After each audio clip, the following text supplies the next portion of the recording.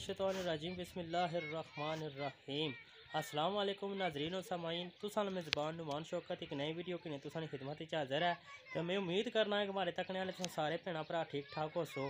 तो तुसां तकने पे अपना family YouTube channel Numan Shaukat vlog.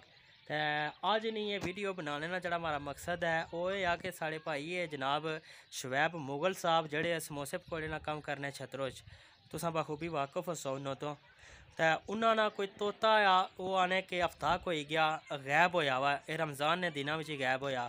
तो अज नहीं साड़ी वीडियो बनाने का मकसद ये सी कि अगर किसी भाई को वै है या किसी बंदे को तकिया वै ठीक है तो वो आखने से कि तुसां साढ़े नाल राबता करी सकने हो ठीक है। उन्होंने नंबर मैं पर दई ओड़सा तो खुदारा अगर किसी को लाया तो उन्होंने मिगी बड़ी रिक्वेस्ट की थी कि तुसां वाह मगर रिक्वेस्ट करो कि अगर किसी को लाया ठीक है किसी ने कर गया चला तो वो रमज़ान ने महीने ने सदका वो वापस करी ओड़ो।